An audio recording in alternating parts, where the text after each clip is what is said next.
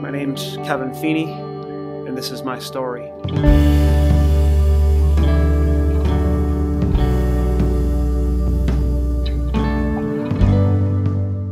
Recovery for me is being able to take off the mask that I've hid behind for a lot of years, and now being able to see myself as Christ sees me. My story kind of begins, I was an addict for about 15 years. And I got saved at the age of 30, 3 weeks before 9/11. And at that time, all of that was stripped away. I didn't have the desire for drugs. I didn't want to drink anymore, and I had a new change of friends and being in the church. But there was something different still. I saw things in others that they had that I didn't, and yet I was saved. I didn't really know exactly what that was still. The thing I guess I did know is my life has always felt like a violin solo with boxing gloves on. Not much of it made sense.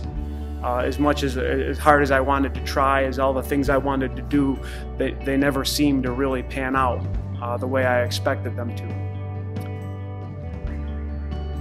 4 years ago, my ex-wife and I, we moved here to Knoxville. It was a big undertaking for us, unfortunately by Christmas, which would be 6 months in, she was diagnosed with a disease called sarcoidosis.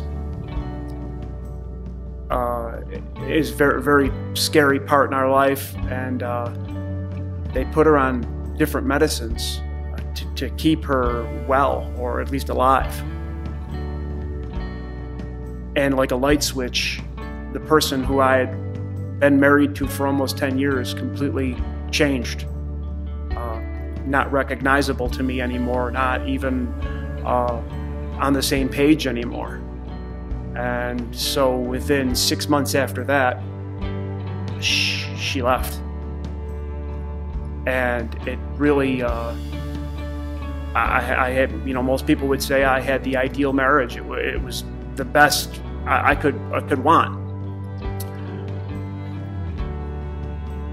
And in that process, I found myself very alone, isolated from family. I had some friends, and the one friend I really had struggled with addiction himself, but addiction that I could relate to. And he would talk about these celebrate recoveries. And I thought to myself, well, I got time. Let me check them out. I went through the church I was going to. I went through the divorce care there. And the other churches that had the celebrate recoveries had the same. So I thought, you know what, I can do that. I'm done with this one. Let me go on to the next one. But as I was going through that, they would have these meetings and talk about some stuff that at the time I laughed about. And not the funny laugh, ha-ha, but the laugh of, ouch, that hurts. There's a deep pain that I resonate with and I get. And yet that kind of pulled me in a different direction that I wasn't really expecting to go in. My childhood background is there's a lot of drugs involved. There's a lot of child abuse. There's a lot of me having my own issues, my daddy issues, we'll call them, that I still, in ways, still have. And it made me feel my self-worth was just never there. Like I was unimportant to anyone. And even if you did care about me, how could you? Because the people who were supposed to just really didn't. And as I've been going through this,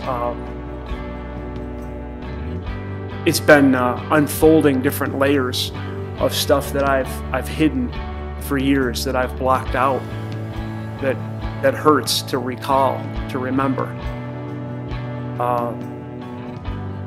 Points of being a child and not really able to be able to be one.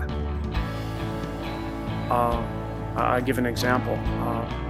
My father was always heavily involved in marijuana use, which it was sociable, and then it got worse. There was to the point of there was garbage bags of it down in the basement, and that was still, even though he was abusive, it was still maintainable. When I turned 10, he got involved in freebasing. And most people, I guess nowadays you'd call that crack cocaine. He would lock himself in the basement for 3 days at a time. And really, I never knew who I was speaking to.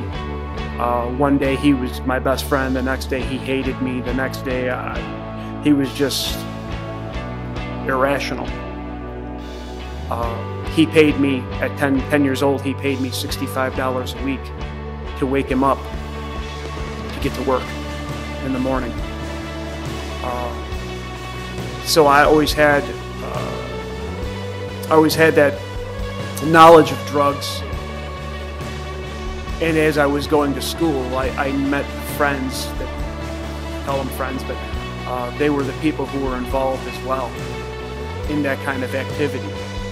So I kind of predestined myself, I suppose, to go through that lifestyle, whether I wanted to or not. And they seemed like friends at the time. They accepted me for who I was, at least so I thought. And it wasn't really until I got saved, until all that changed. But for years still after that, a good 10 years, I still never dealt with all the hurt and the pain that was in my childhood. So now, as I'm working this and working through the steps, the 12-step program, I'm getting a chance to deal with these things and face them and realize that these hurts, these habits, these hang-ups, this pain, I don't have to carry anymore. That I'm able to turn them over to God, to Jesus, and let Him bear them. That He bore all of those on the cross for me. Really, it's like a big bag of bricks that I've just needed to set down for all these years.